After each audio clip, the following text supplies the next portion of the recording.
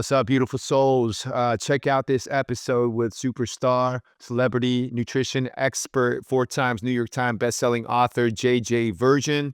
And she revolutionizes weight loss with her new paradigm of don't focus on weight loss, focus on gaining protein and muscle.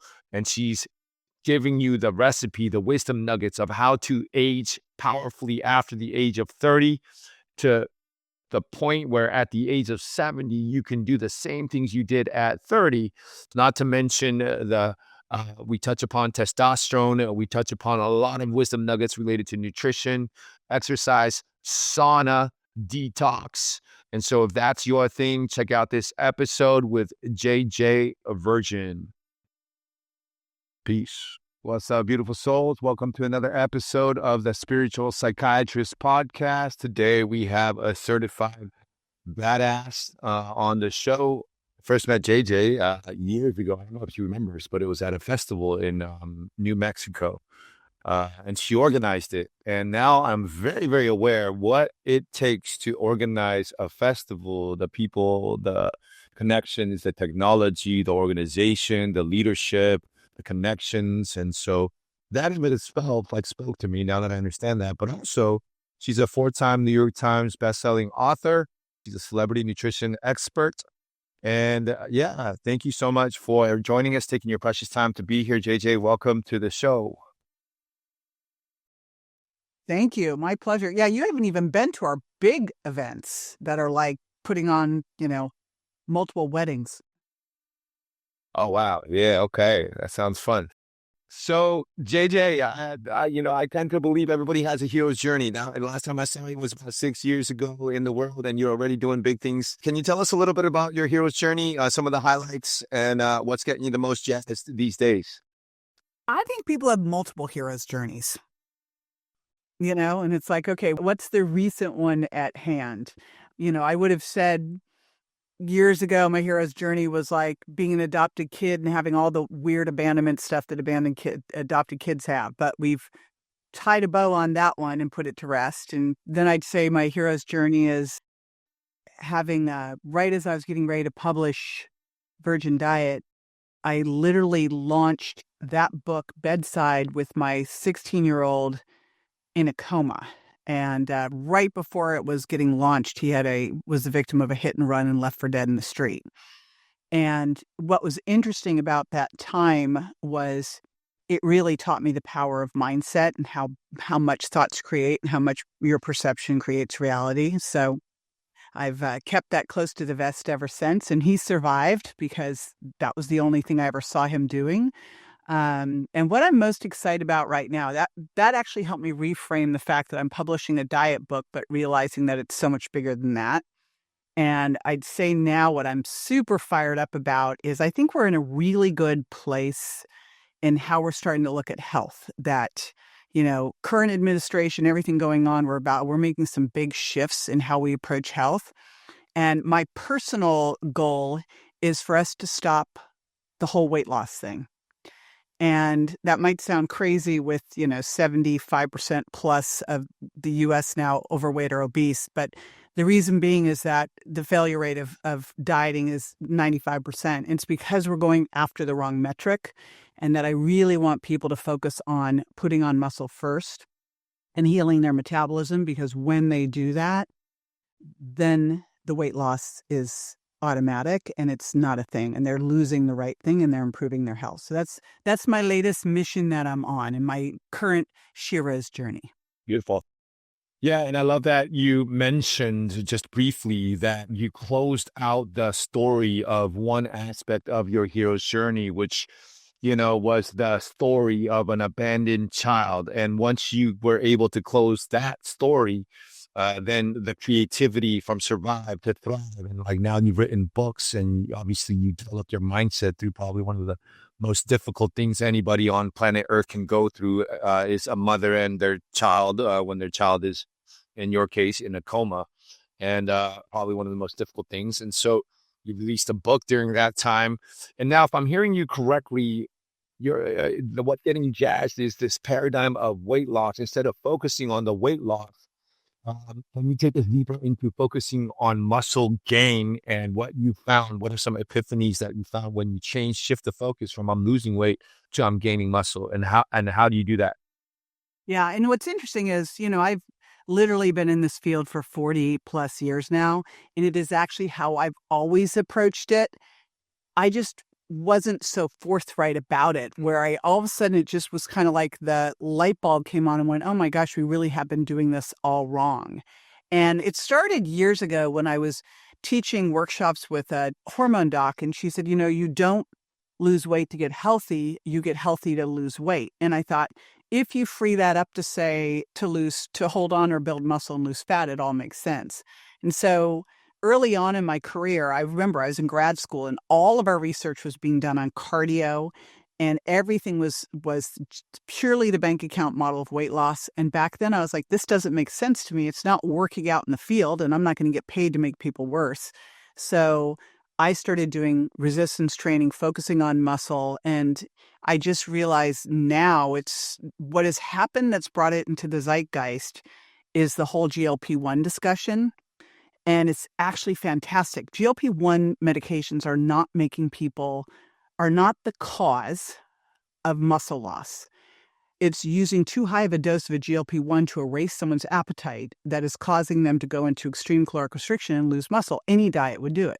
But it's shining a light on the fact that we are actually making people worse. If you lose weight, but you're not losing your waist, you're not improving, dropping that visceral adipose tissue, you're not improving your insulin sensitivity and your muscle mass, you're making yourself worse. So that's the hill I will currently die on. I always say, what's the hill you'll die on? Because that's what you should really be focusing on in your career, right? Yeah. Okay. Yeah. And so it sounds like a lot of people are overdosing their GLP-1 agonists. We have a peptide company, and so we microdose people. And then, if I'm hearing you correctly, in addition to that, it's really important to emphasize, to exercise, protein intake, healthy lifestyle, in addition to a microdose, perhaps, of a GLP-1 agonist and get the dose right or not, because you don't need it. It's just an agonist. So, You don't need it, but here's what it is. It's a life raft. You've got someone who's in a metabolic black hole where they're super insulin resistant. They've got, fatty infiltrate in their muscles. They're resistant to GLP-1s, and they're probably not producing them well either. So that person needs a life raft. They need a little help. They just don't need a sledgehammer. So I love that you're talking about microdosing, because I think, anything we could do to give people a little bit of help, and maybe it'd be enough for them to use some acromancy and improve their gut microbiome, or use some allulose and raise GLP-1. But for a lot of those people, it's not going to be enough. Why not give them a little support to help them out of the hole? I think it's really important. The other part of it is, I don't believe that anyone should ever restrict calories unless they are committed to doing resistance training. If you're not going to lift weights, don't cut calories, because if you do, even if you are protein optimizing, you'll still start to lose some skeletal muscle. So you optimize protein, lift weights, then you can start to calorically restrict. yeah. And, I can tell just from your left bicep, you're like what I call a nurse's dream. Your left bicep the vein is like bulging. And so I can tell you're living what you're writing. Oh. I have very rolly veins, Sam. So sadly, they always go, oh my gosh, you'll be an easy stick. And I'm like, yeah, no, I'm really not, sadly. Yeah. JJ, what are you up to in your personal life? What are some of your favorite kind of nutrition lifestyle, which allows you to look the way you do, and I know you have a podcast, Well Beyond 40. And so this is a theme of like, what are some of your favorite life hacks that you're utilizing to look the way you do as you're aging powerfully? Yeah, I've always been my own N of one, of course. And now I'm beyond 60, which is so wild. But gosh, I'm sure you've noticed that starting at around, we start to lose muscle if we are not doing something about it, starting at around the age 30. And I don't believe that we lose muscle because we're aging. I think we're aging because we're losing muscle. So all of this, you're still going to have some of this, but it's so preventable. But man, starting around age 40, you really notice the difference. Like, people can look 10, 20, 30 years older. Like, I'll see people that are my age. I'm like, that's person's my age, they literally, and it's not how much they look older, it's how they behave. It's what they're able to do. And I think that's what I'm really stressing to people is you don't want to get to this point in your life and now all of a sudden your life is dictated by all your limitations, right? You want to be able to go through life and do all those things you've always dreamed of doing. So I started lifting weights when I was 16 with the high school football team, and literally, 'cause girls weren't in the gym. And I started studying nutrition when I was 12. And so I've always been obsessed with this, but I will tell you that as I started to approach 60, I got really fired up as I was looking at all of these statistics and I thought, what if you could show people that you can actually be in the best shape of your life at 60, at 70, that you don't have to buy into that narrative. And so I went and did a DEXA scan at 58, brought my husband with me, and there's a funny story about that. And my DEXA scan at 58 was exactly the same as my DEXA scan at 39. And so, which was at the time, it was 13.9% body fat, 154 pounds. And I've always been lean, but back in my 20s, I was actually very lean. And I'm one of those people that just genetically is. It's just my body type. So back in my 20s, I was always 10% body fat. So I went, you know what? I'm just going to see how strong I can get, how much muscle I can pack on. That was my pure thing. And then, I'm also going to see if I can get back to that level of leanness, which took me I went like 100 and down to 150. And I was holding on to muscle pretty much the whole time. I really didn't lose muscle as I was doing this. So I went from 14% down to actually 9% body fat. But my husband, what was interesting is he was one of those people that you hear about who is what we call sarcopenic obesity or skinny fat. He looked athletic. I mean, you've met him, looks athletic, but reality was he was 25% body fat. And when he saw those numbers and we put into place what I'm going to tell you about that I'm doing, he went from 25% body fat down to 10% body fat. He dropped 27 pounds of fat, put on 24 pounds of muscle.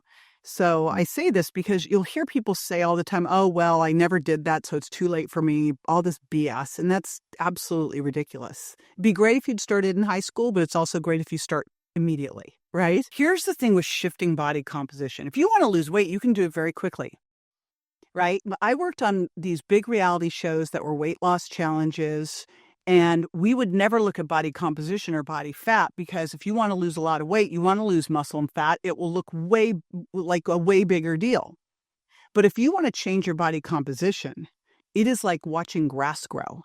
Realistically, if you're losing only body fat, that's 0.5 to 1% of your body weight a week max. And if you're putting on muscle, maybe if you're new to it, or maybe if you're just optimizing your hormones, you might be able to get a pound or two a month. But after that, it's probably a pound a month. So it's a slog.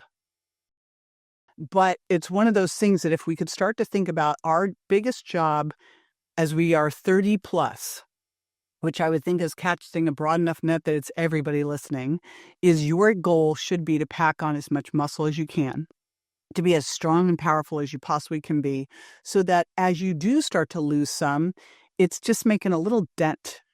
It's not going to be a big thing, so that when you are in your 70s and your 80s and your 90s, you can do all the stuff that you want to do. You're not limited, right? And so what does that look like? Number one thing, to start with, where I like to start people is first thing is really finding out what that body composition is. In the perfect world, we would never use scales again. They're meaningless. It doesn't give you any information. It tells you how much your weight is, but not what that weight's made up of. What that weight's made up of is everything. Look at the difference between a couch potato and a linebacker in terms of their muscle mass and body fat. They might weigh exactly the same, right? Be the same size, but they'll have entirely different body composition. So that's the first thing is you got to know what your weight's made up of, and not just body fat and skeletal muscle, but also where that body fat is. Because if you've got body fat around your viscera, if it's that visceral adipose tissue, you're in deep doo-doo.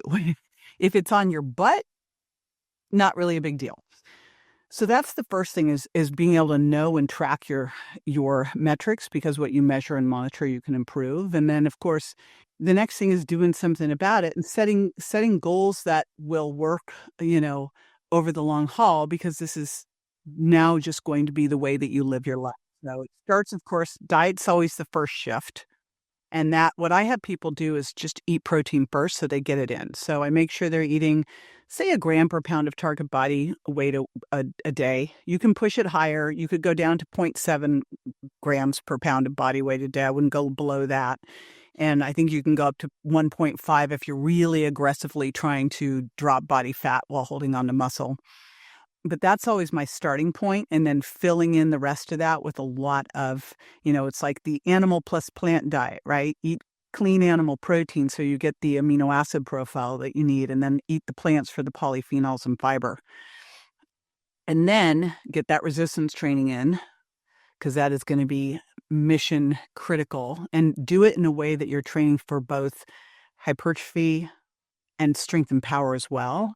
So, there are different types of training. So you might incorporate jump training in, and throwing medicine balls and swinging kettlebells, powerful things, because that's what we really lose as we age. That's why you're hearing everywhere where I'm talking about aging powerfully, which I'm starting to see catch on, which makes me happy. Yeah.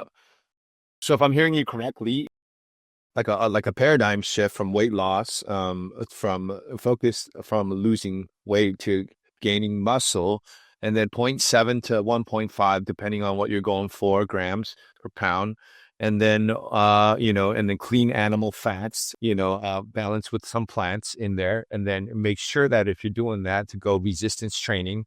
And by following this format, so first of all, I get a scan and understand what type of composition you are and where it's located.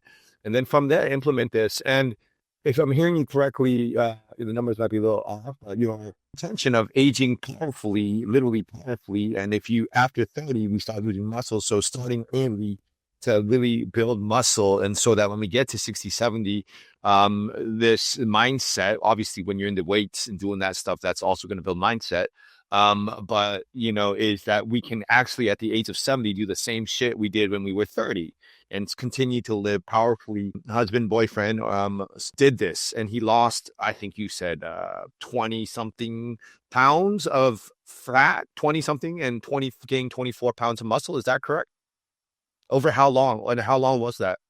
Well, so here's the thing, and I wish we'd kind of done one thing at a time, because I, for my N of one, I was doing trialing one thing at a time so I could say what was doing. But for him, we kind of dove straight into the deep end. So he literally boosted his testosterone, got his creatine on, started some mitopure, like did a whole bunch of stuff at once.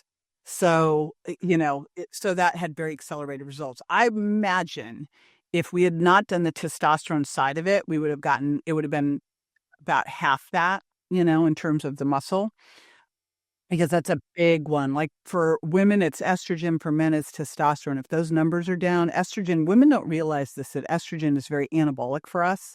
We needed to put on muscle. I mean, you can still put on muscle if you go through menopause and you don't have estrogen on board. I just think it's so much harder, and I don't know why you would do that. It's like, for most people, at least make an informed decision about it and don't base it on old misinformation from the Women's Health Initiative that's been debunked. The testosterone kind of boosted the ability and the amount. JJ, can you talk to me a little bit about, I know there's this, theory that society has purposely over a cycle of time demasculinized purposefully testosterone levels in men to kind of tame them, to keep them from their primal badass family nature, a warrior nature. Now, can you talk to us a little bit about testosterone levels and any wisdom on microdosing testosterone for men, and what's coming through for you, your take on kind of microdosing testosterone for average daily men?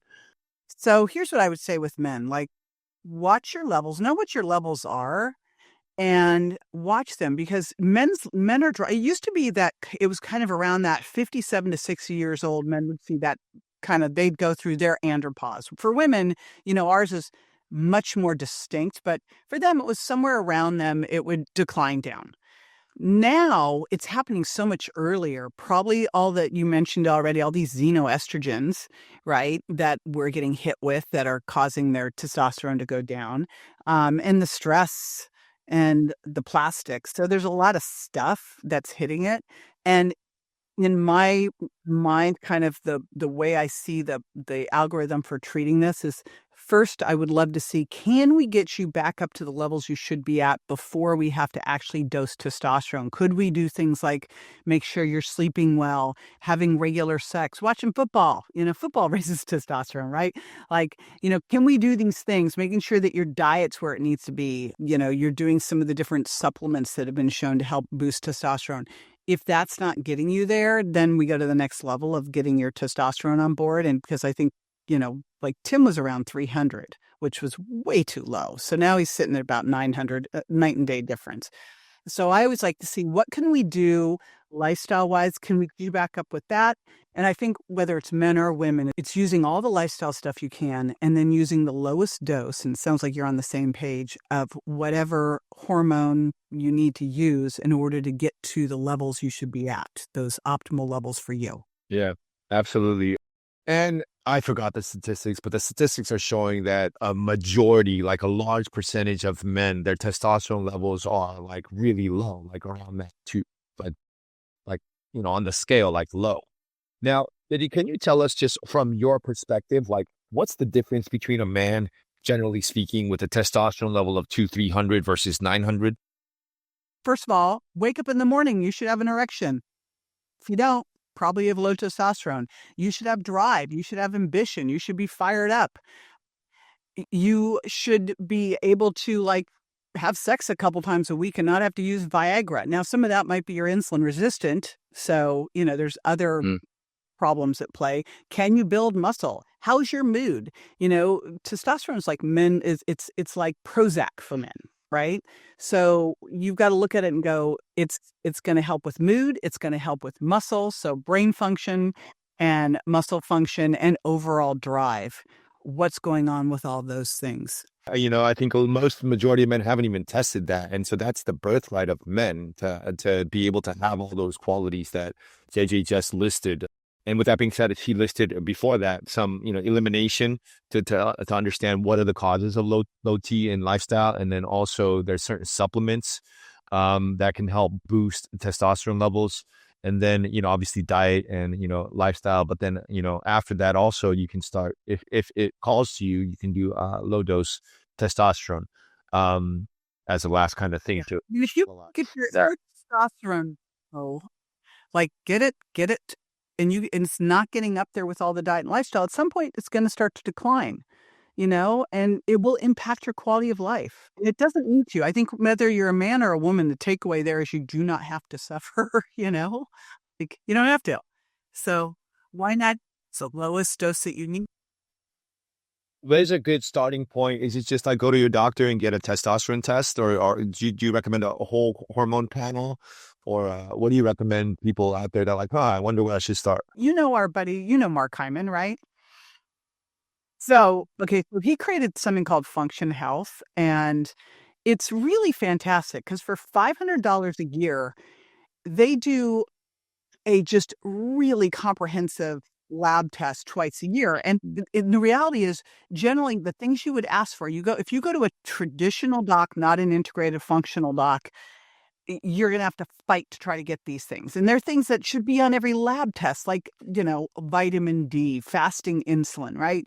Hormones. And so they'll actually do all of this. And you end up, because they negotiated such great deals with the labs, you probably end up paying a lot less than if you went to your doctor, had to do that, and you'll get a write-up. Then you can figure out where you're at and where you need to be and go to your functional doc and get some help with it. I would only go to someone who is actually up on the literature, going to workshops and actually studying this. Don't go to someone who's not. They won't know what to do here. Got it. Okay, cool. So Function Health with Dr. Mark Hyman, $500 a year. And you're going to get comprehensive, important lab markers twice a year, which is literally giving you information which you can't really find at normal doctors about the state of your health and where you can begin on your journey to aging powerfully. Now, for a lot of you, this might be a revelation that, hey, I can do the same shit I did at 70, 80 as I did when I was 30, and it's time to start it now. With that being said, I know that you also kind of delve into longevity It's such an interesting time for that word longevity with the technological advancement. In the Bible, they fled 900 something years, and now we're, I don't know, like 80, 90. JD, can you talk to us a little about, yes, like 70 years old, we're still living powerfully. Now talk to us a little bit about longevity. What's coming through for you when it comes to that word these days and where humanity's at?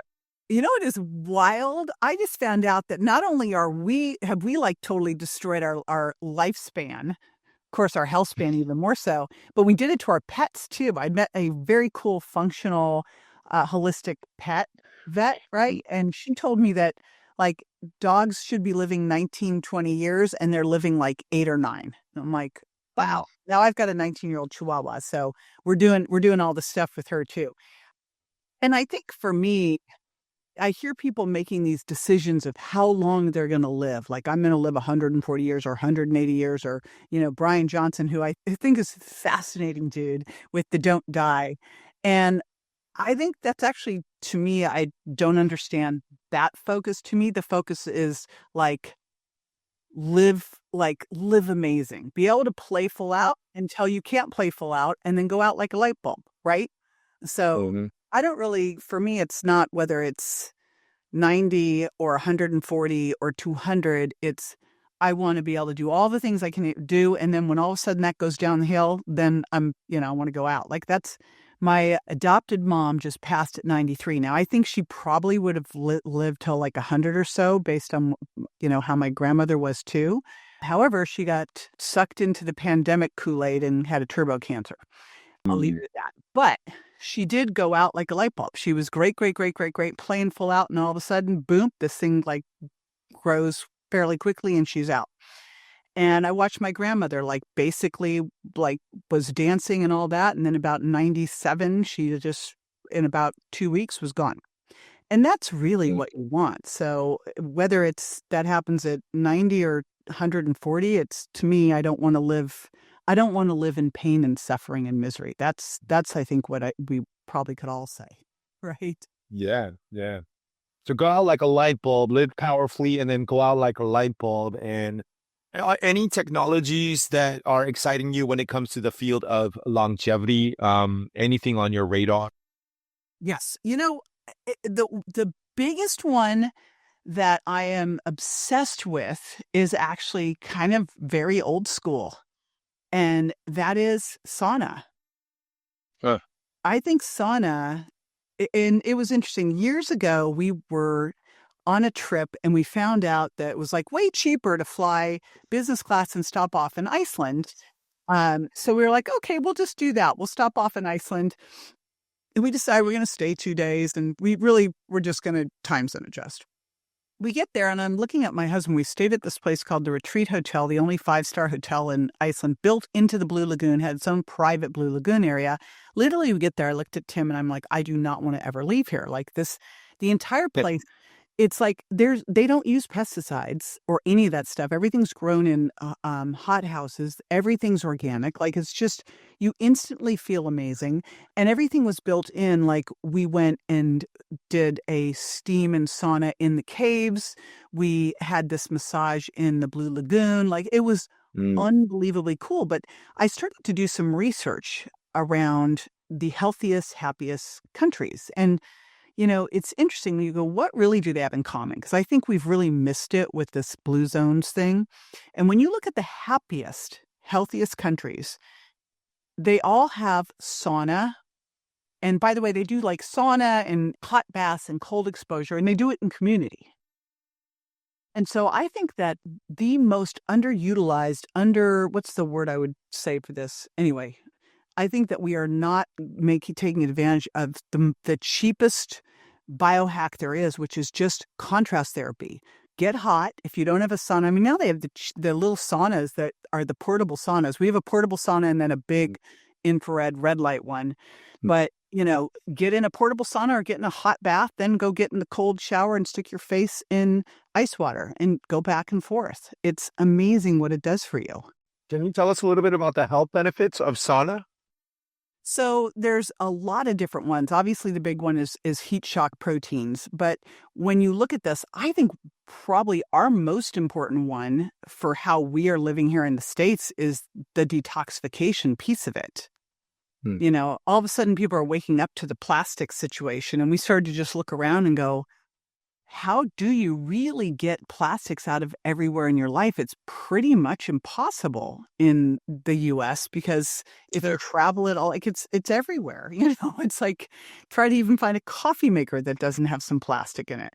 But you look at all the places that we are being bombarded by toxins and what's happened just over the last 50 years. And, when you look at just the rise of diabetes, I remember hearing that by the year 2030, we'd be 100% diabetic. And I thought that is the craziest statistic. However, now you look at the fact that less than 7% of us are metabolically healthy and you go, oh, shoot. And then you look at it and go, well, what is it? Well, when they did look through all that NHANES data to try to figure out what was going on, and people thought, oh, you get obese and you get diabetic. And what they found was that was not the case. The people who had diabetes, it was because they had all these toxins stored in their fat. And that was creating a problem. So I think the biggest thing that saunas are doing for us here in the US is really helping with all of the detoxification of all this garbage. I mean, I literally, when I'm home, which is about half the time, I'm in the sauna every single day. It's like first thing I do, get up, meditate, get in the sauna.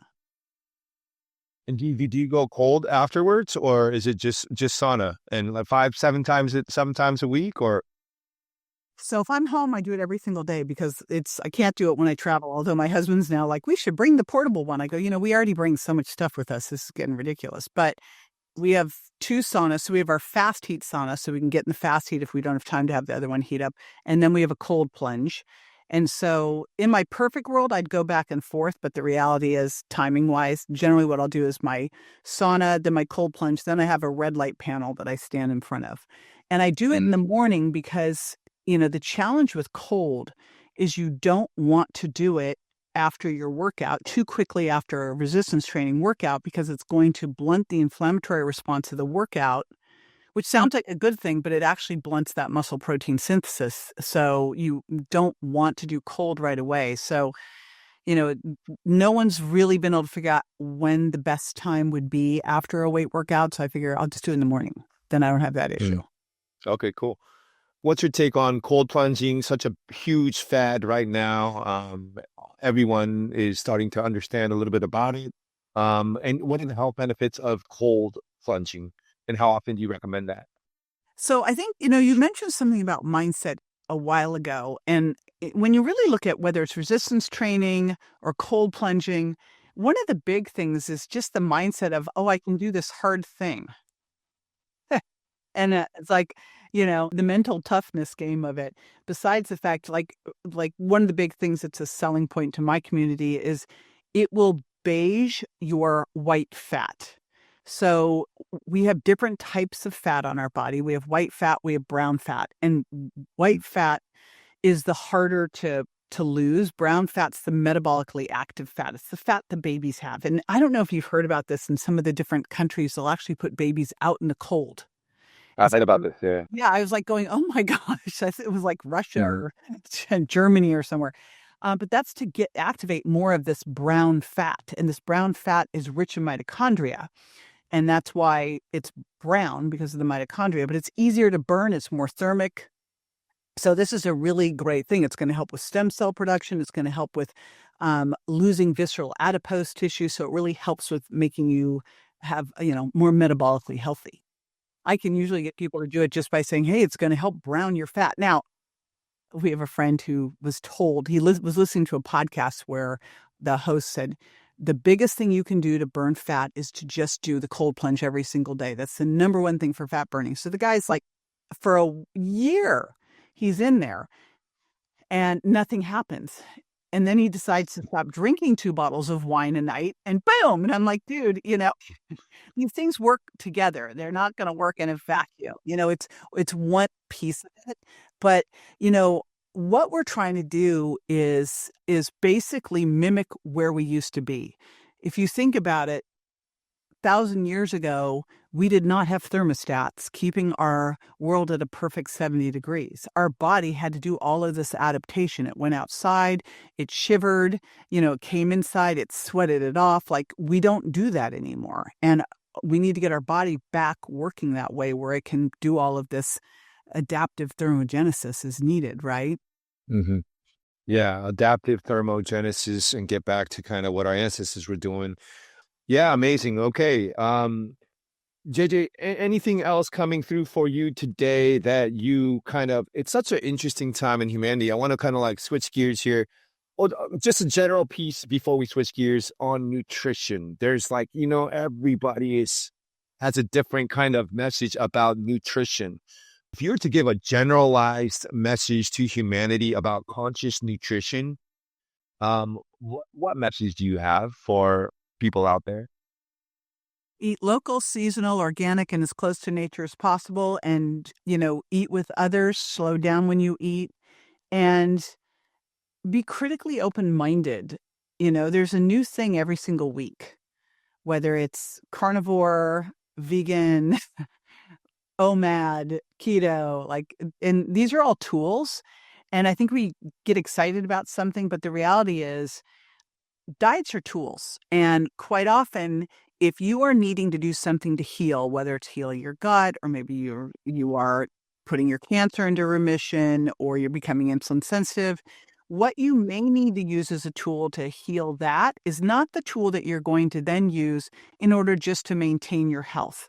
So there's all sorts of different seasons, reasons, right, for diet. And choose what's going to work for you, not what your best friend's doing, not what like the latest magazines. Just choose the thing that's going to address the goals that you currently have and the lifestyle that you want to live and the health history you have, and then be aware that this will shift. This isn't going to be the way you do things forever. Stuff might come up, like you might discover you have leaky gut, you need to heal that, or something else has come up, right? What's up, beautiful souls? So I've been using peptides consistently and regularly for the last 2 months, and I'm telling you, it's been transforming my life. I feel clearer, my cognition, I have more energy, I'm sleeping better, and I'm starting to get ripped. And so the magic of peptides, if you don't know, there's short chain amino acids that go into your body and they signal certain pathways and they turn on certain pathways in your body, which mimics nature because we are nature. And so some of my favorites, I've been using NAD for energy, especially if you're after the age of 40. NAD can help with clear cognition. It can help decrease inflammation. It can help repair your gut. And when you use really high dose NAD, it can even cause like silent exorcisms. So it's been helpful for me in many ways. I take NAD in the morning when I wake up. I've also been using a microdose of semaglutide. Now, it's amazing right now how much energy I have. My appetite has gone down a little bit, but I feel clear and I feel a lot of energy. I used to kind of binge eat at night, and that's gone down significantly. The problem with a lot of people using semaglutide or GLP-1 agonists is they're on way too high of a dose. So you can talk to our peptide expert, which can literally formulate for you the perfect peptide cocktail. And remember, this is not research peptides. We're using pure pharmaceutical grade, clean peptides. We know exactly where they come from the pharmacy, prescribed by a doctor, delivered straight to your home with easy to use instructions on exactly how to use it. I've also been using CJC, which is helping me get ripped. I've been working out 2-3 times a week. And literally, I'm starting to already see within a month, like the results, I'm starting to see it, right? And so these are a few of my favorites, but there's peptides for everything. There's peptides, oh man, not to mention PT141. Some women describe it as a natural version of Viagra, which is not bad or harmful for your body. And so there's PT141, which can help increase sex drive and libido for women and for men, right? And it's as needed. So PT141, I have some of that with me as well. So if you don't know about peptides, what I highly recommend if you're just getting started is schedule a peptide provider consult with one of our experts. You're going to see on the screen here and below in the comments. You can sign up for a peptide provider consult, and you can have a consultation with a peptide expert who's going to literally put you on the exact right regimen. And this is really about quality of life. And so it's been helping me a lot. So check out limitlesslivingmd.com, limitlesslivingmd.com. You can schedule a peptide provider consult, or if you already know what you want, order it on there. Use the code Dr. Lee, DRLEE, for 15% off. Love, light, peace, and truth to all sentient beings. Your greatest wealth is your health. And peptides are helping me, and I hope it can help you too. Shout out to the sponsors, limitlesslivingmd.com.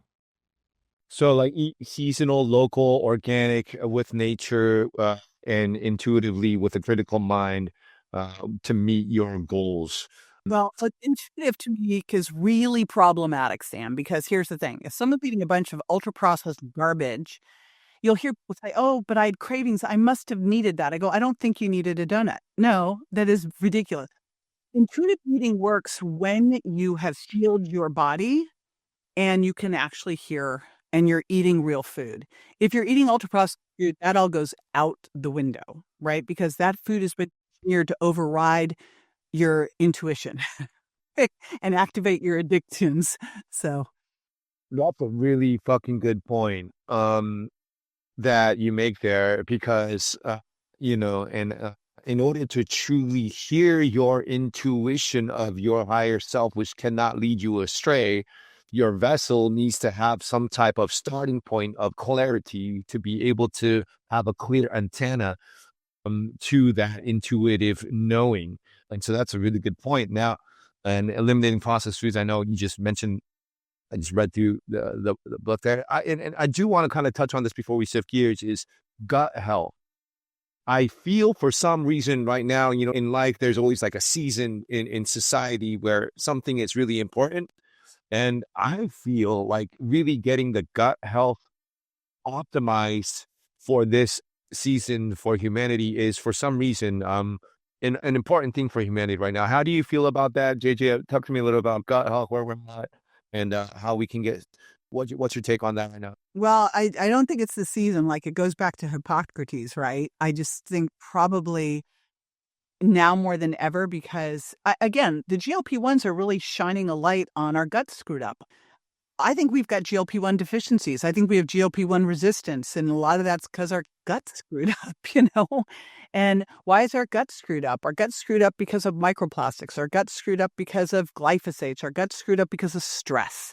So you look at all of these things. And I recently tested, and I was like expecting it to look pretty darn good because I'm super clean. And I'm looking at going, what the hell is going on with my gut? Like, how could my gut be looking like this? And if my gut's looking like this, what's everybody else's gut looking like? I mean, come on.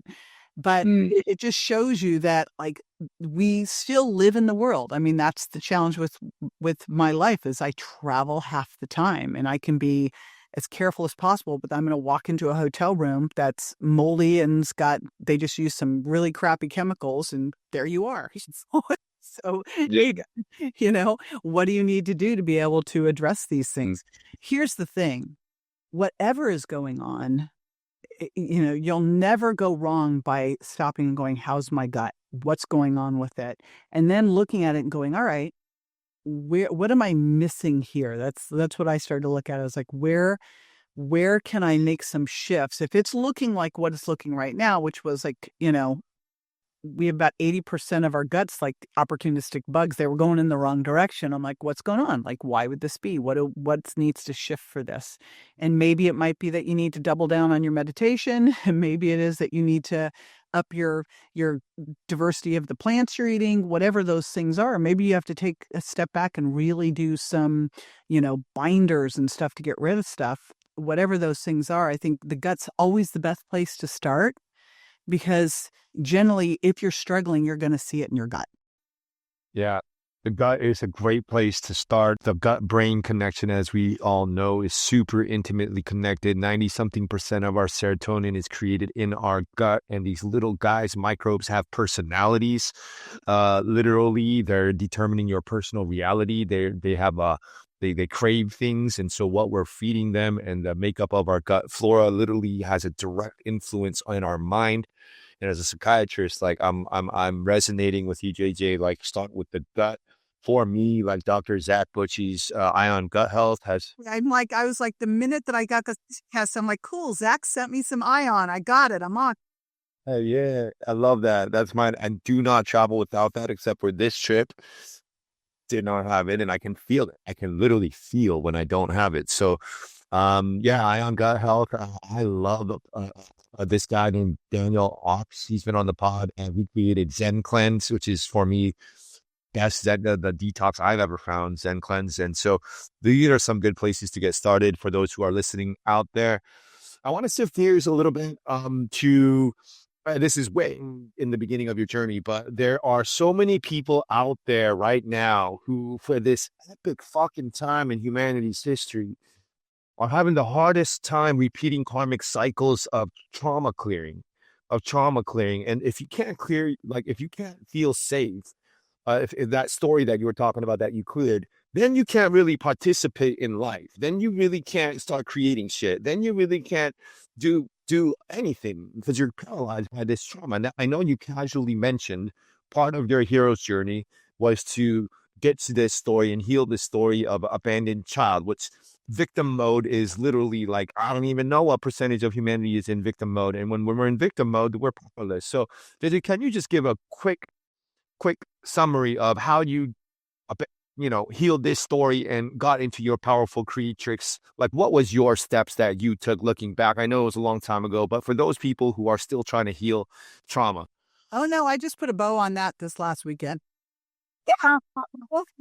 It was years. So first of all, it was become very aware of it. And then trying talk therapy, which I am not a fan of talk therapy whatsoever, I'll be honest.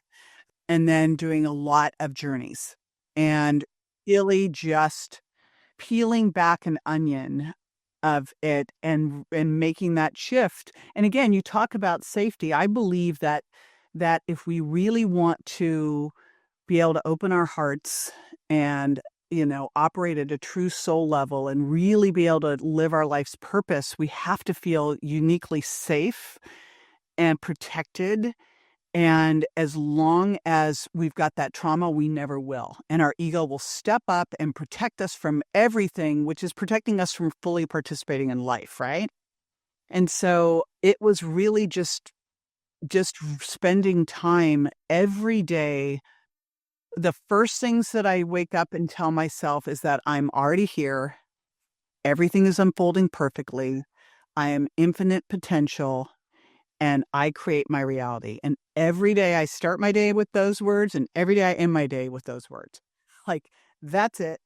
And then, do a meditation. I have found this amazing YouTube channel where clearly they're just doing AI, Dr. Joe Dispenza, who became a friend a couple years ago. And I just listen to this every day and just really shape my reality. But it was this last one where I worked on this for years and I just couldn't get, it was like, geez, this is like this thing. And finally, this last one, I just shifted completely into this complete gratitude thing and went to this complete forgiveness thing of and seeing how important both my birth mother and my adopted mother were and how they merged together and being so grateful for them and forgiving myself for the way I behaved, because I just had so much difficulty around all this. And then I just was like, I just came out of it and went, oh, wow, I finally completed this. We are done with this, So, these things. And I think we're always healing. There's always things. It literally is like peeling an onion. And the more you're willing to look at those spots and heal, the bigger you can show up in life and the more you can love and the more safety safety comes from you being healed. It doesn't come from you being in a safe environment. You can feel unsafe in the safest environment. It comes from you feeling totally healed. That's all. Mm-hmm. And that means you approach life with just extreme gratitude. Like when you think of healed people, like think about like our buddy Zach. Zach Bush is the ultimate person who you just go, this is a healed human. Because he just radiates gratitude and love. And when you're around those people, because they're like magnets. Yeah, I love that. Gratitude and love, like Dr. Emoto showed, like underneath the water, when you actually freeze water with the words imprinted, or the motion of gratitude and love in the words, it's this beautiful sacred. Out of all of the words on planet Earth, those were the ones that literally crystallize our water, which we are water. Consciousness rises to the water, and that radiates from people. And and I think that obviously, like as I hear you, you did daily meditations, daily practices. You did a lot of medicine work, and then and you were continuously every single morning setting your mindset. And then eventually one day after doing that, one day is boom, there's something switches. And I feel like as you said, it's a continuous process, but like a mindset of from the I'm healing, I'm healing, I'm healing, because we can get addicted to the story of healing as well. And to one day just say, okay, cool, like I'm going to start telling a new story that I am healed and I'm on this healed path, and paving that neural pathway and consciously switching into a new story and a new neural pathway, to be able to participate in life with your creative life force energy, and hopefully with starting to gain that protein, doing resistance training if you're over 30, as we learned from this podcast. And also getting your testosterone checked if you're a male, getting your hormones checked, eating locally. True. Yeah, absolutely. And then all the gems and wisdom that was shared, just listen back and get those things, because you just literally have been given a blueprint. Um, when I met you, I mean, like 6, 7 years ago, whatever, you were already forming community and quality community. Like, and I've come to really appreciate that not actually that easy to that process of forming community. And I also have come to believe that that is the key. Replace the I in illness with we, and illness becomes wellness.